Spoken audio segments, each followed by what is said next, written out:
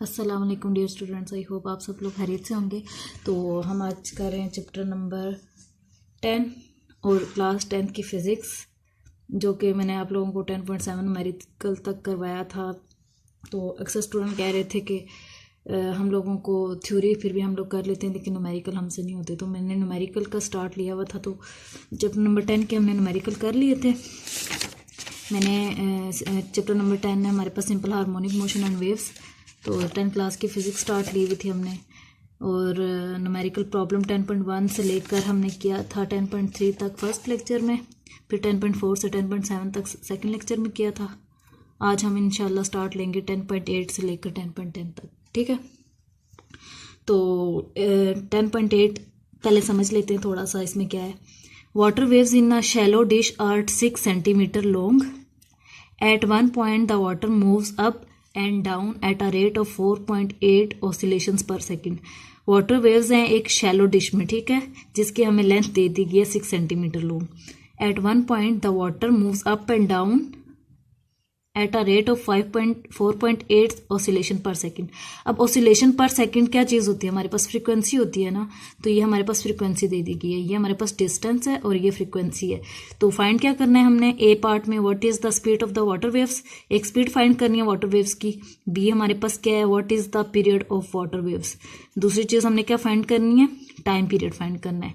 तो ये दो चीज़ें फाइंड करनी है और दो चीज़ें हमें गिवन है। तो सबसे पहले हम गिवन डाटा लिख लेते हैं, उसके बाद देखते हैं टू फाइंड में हमें ये दो चीज़ें फाइंड करनी है, उसके बाद हम न्यूमेरिकल को सॉल्व करने की कोशिश करते हैं, ठीक है। गिवन डाटा मैंने आपके सामने लिख दी है। जो दो चीज़ें हमें गिवन थी, एक हमारे पास थी वेवलेंथ जो कि 6 सेंटीमीटर गिवन थी। तो स्टैंडर्ड यूनिट हमारे पास क्या होता है, मीटर होता है। तो मैं सेंटीमीटर को मीटर में कन्वर्ट करूँगी। सेंटी का मतलब क्या है, सेंटी हमारे पास इक्वल होता है 10⁻⁻2 के, ठीक है। तो जो कि 1/100 होता है। तो ये मैंने इसके साथ लिख दिया सेंटी, ठीक है, 1/100। तो जब मैंने इसको इसमें कन्वर्ट किया, कैलकुलेट कर लेना आप लोग, 6/100 किसके इक्वल होता है, 0.06 मीटर के। तो वेव लेंथ हमारे पास गिवन थी सेंटीमीटर में, मैंने इसको मीटर में कन्वर्ट कर दिया क्योंकि मीटर स्टैंडर्ड यूनिट है। इसी तरह नंबर ऑफ ऑसिलेशंस हमारे पास गिवन थी। नंबर ऑफ ऑसिलेशंस क्या होती हैं, ये मैंने लिखा हुआ है पर सेकंड, ठीक है। तो ऑसिलेशन पर सेकंड इक्वल होता है फ्रीक्वेंसी के। तो फ्रीक्वेंसी कितनी है हमारे पास, 4.8 हर्ट्ज है। ये गिवन डाटा था। तो टू फाइंड हमने ए पार्ट में बताया था स्पीड फाइंड करें जो कि वी के इक्वल होती है, speed is equal to v, जो हमने फाइंड करनी है क्वेश्चन मार्क। बी पार्ट में हमें कहा है कि टाइम पीरियड फाइंड करें, तो टाइम पीरियड टी के इक्वल होता है जो कि हमने फाइंड करना है। तो ए का सोल्यूशन देखते हैं। स्पीड का फार्मूला सबसे पहले देखते हैं। As we know that v equal to F lambda, ये हमने इसी चैप्टर नंबर 10 के लास्ट टॉपिक्स में पढ़ा है। जो हमारे पास है वेलोसिटी किसके इक्वल होती है, v is equal to F lambda, ठीक है। स्पीड फाइंड करनी है हमने। तो so by putting values v is equal to 4.8, ये f हमने कहाँ से लिखा है 4.8 हर्ट्ज, ये यहाँ से लिखा है, ठीक है। फ्रीक्वेंसी कितनी है 4.8 हर्ट्ज है। और लेमडा कितना है हमारे पास, लेमडा हमारे पास गिवन है 6 सेंटीमीटर, जिसको मैंने कन्वर्ट किया था 0.06 मीटर में। तो ये मैंने दोनों की वैल्यू पुट की और v मेरे पास क्या निकला है 0.29 मीटर पर सेकंड, ठीक है। ये मेरे पास स्पीड निकल आई। अब मैंने इसको क्या कर दिया, बॉक्स बना दिया इसके ऊपर। अच्छा, एक चीज़ आप लोगों ने याद रखनी है कि यूनिट जो है ना साथ मेंशन करने हैं। यूनिट के आपको अगर यूनिट आप साथ मेंशन नहीं करेंगे, अगर सिर्फ ये लिख देंगे कि v 0.29 है, तो इससे पता नहीं चलेगा ये क्या चीज़ है, ठीक है। तो हमारे पास स्पीड का फार्मूला, स्पीड का यूनिट क्या है, मीटर पर सेकंड। तो यूनिट के मार्क्स भी कटते हैं अगर आपने यूनिट मेंशन नहीं किया होता, तो इस चीज़ का ख्याल रखना है, ठीक है। बी पार्ट करते हैं। अब टाइम पीरियड क्या होता है हमारे पास, ठीक है। अब बी पार्ट देखें, इसका हमने टाइम पीरियड फाइंड करना है। तो as we know that time period क्या होता है, रेसिप्रोकल ऑफ फ्रीक्वेंसी होता है, T is equal to 1/f। तो मैंने फार्मूला अप्लाई किया, T is equal to 1/f। तो f की जगह मैंने गिवन वैल्यू पुट कर दी, फ्रीक्वेंसी जो मेरे पास गिवन है 4.8 हर्ट्ज, ठीक है। तो टी इज इक्वल टू 1 को डिवाइड किया 4.8 से, तो मेरे पास क्या आ गया, T is equal to 0.21 second. ये मेरे पास टाइम पीरियड आ गया। तो ए पार्ट भी हमने फाइंड कर लिया, बी पार्ट भी हमने फाइंड कर लिया, ठीक है। 10.8 न्यूमेरिकल था। अब हम स्टार्ट करते हैं 10.9 न्यूमेरिकल का। 10.9 न्यूमेरिकल देखें अब आप लोग। At one end of a ripple tank 80 centimetre across a 5 hertz vibrator produces wave whose wavelength is 40 millimetre. अच्छा, एक एंड पे रिपल टैंक के 80 सेंटीमीटर अक्रॉस, ठीक है। ये हमारे पास क्या दे दिया गया है, 80 सेंटीमीटर डिस्टेंस दे दिया गया है। अब 5 हर्ट्स वाइब्रेटर, 5 हर्ट्स क्या है, फ्रीक्वेंसी है, यूनिट से हमें पता चल जाता है कौन सी क्वांटिटी गिवन है, ठीक है। तो whose wavelength is 40 centimetre, wavelength भी गिवन है। 3 चीज़ें हमारे पास गिवन है। सबसे पहले न्यूमेरिकल के स्टेटमेंट पढ़ते हैं, देखते हैं कौन सी चीज़ें गिवन है।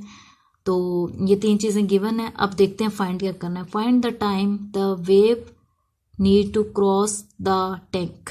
हमने क्या फाइंड करना है, टाइम फाइंड करना है, कितना टाइम चाहिए होगा कि वेव जो हैं वो क्रॉस कर सके टैंक को। चलें अब हम 10.9 का गिवन डाटा लिख लेते हैं और उसके बाद इसका सॉल्यूशन। अच्छा, मैंने 10.9 का गिवन डाटा लिख लिया जो हमने समझा था। Numerical length of ripple tank हमें दे दी गया है, जिसको मैंने एस से शो किया, D is equal to s is equal to 80 centimetre. अब ये सेंटीमीटर में है तो मैंने क्या करना है, स्टैंडर्ड यूनिट में कन्वर्ट करना है। तो 100 से डिवाइड कर दूंगी, सेंटी का मतलब 100 है, तो 0.8 मीटर आ जाएगा। फ्रिक्वेंसी कितनी है हमारे पास, 5 हर्ट्ज गिवन है।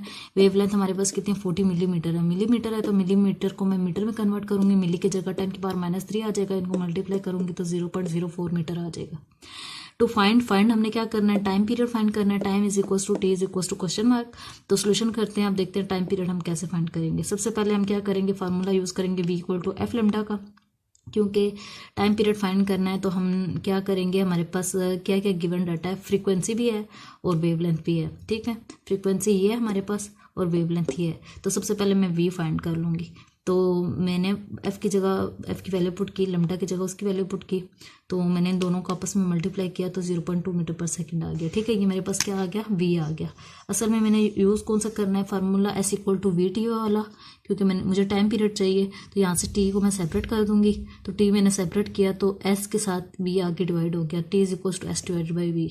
तो s मेरे पास क्या है, 0.8 मीटर पर सेकेंड, ठीक है, मीटर पर सेकेंड। और जो है v मेरे पास क्या है, 0.2, ठीक है। तो 0.2 यहाँ से मीटर पर सेकेंड यहाँ पे आएगा ना, 0.8 मीटर। s क्या है, 0.8 मीटर है ना, ये 0.8 मीटर। यूनिट का खास ख्याल रखना है। और ये यहाँ मीटर पर सेकंड, ठीक है। तो s की जगह 0.8 मीटर मैंने गिवन डाटा से पुट किया यहाँ पे, और v की जगह 0.2 मीटर पर सेकंड यहाँ से मैंने पुट किया, ठीक है। जो v मैंने v निकाला है। तो ये v असल में हमने इसलिए निकाला है क्योंकि हमने यहाँ पे यूज़ करना था। s मैंने पुट कर दिया, v पुट कर दिया, मीटर से कैंसिल हो जाएगा, सेकंड ऊपर आके इसका यूनिट बन, यहाँ पर सेकंड है तो ऊपर आके सेकंड बन जाएगा। तो टाइम पीरियड मेरे पास क्या निकला है, 4 सेकंड, ठीक है। ये इसका आंसर है 10.9 न्यूमेरिकल का। अब करते हैं हम 10.10 न्यूमेरिकल। सबसे पहले इसकी स्टेटमेंट समझ लेते हैं। What is the wavelength of the radio waves transmitted by an FM station at 90 megahertz? हमसे पूछ रहे हैं कि वेवलेंथ कितनी होगी, व्हाट इज द वेवलेंथ, ठीक है, of radio waves transmitted by FM station. जो एफएम स्टेशन ट्रांसमिट कर रहा है रेडियो वेव्स, उसकी वेवलेंथ हमने फाइंड करनी है, ठीक है। Where 1 mega equal to 10⁻⁶। अच्छा, फ्रीक्वेंसी भी दे दी गई है इसकी, ठीक है। तो मेगा हर्ट्स में है तो उन्होंने ये भी बता दिया 1 मेगा 10⁻⁶ के इक्वल होता है। वैसे आपको पता होना चाहिए पहले से, ये प्रीफिक्सेस 9 क्लास में हमने याद किए थे ना। तो ये 1 मेगा 10⁻⁶ के इक्वल होता है। And speed of radio waves is 3 × 10⁸, ठीक है। तो स्पीड कितनी है हमारे पास रेडियो वेव्स की, 3 × 10⁸ मीटर पर सेकेंड।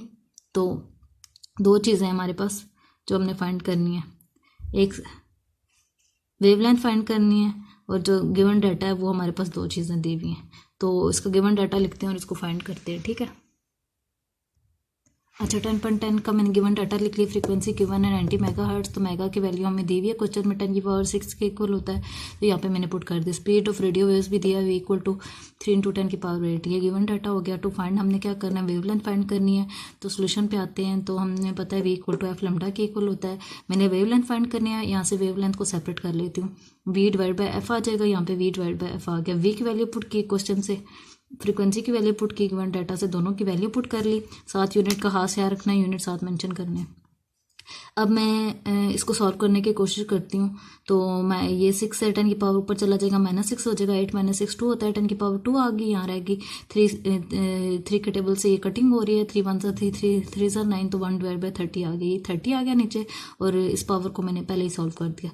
तो 10 की पावर 2 किसके इक्वल होती है, 100 के, नीचे 30 है, 0 0 से कैंसिल, 3 1 3। अच्छा, तो इसको हम क्या करेंगे, ये 3 के टेबल से 3 1 3 3 3 9, 3.33 मीटर आ गया। ठीक है, वेवलेंथ हमारे पास क्या आ गई, 3.33 मीटर।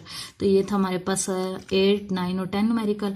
तो इसके आपने एक बार प्रैक्टिस कर लेनी है अच्छे से। तो ये तीनों न्यूमेरिकल हो गए हमारे, चैप्टर नंबर 10 के सारे न्यूमेरिकल हो गए। आपने 2-3 बार इसकी प्रैक्टिस करनी है, तो ये इंशाल्लाह हो जाएंगे। ठीक है, तो नेक्स्ट लेक्चर में मैं आपको चैप्टर नंबर 11 के न्यूमेरिकल करवाऊंगी। Thanks for watching.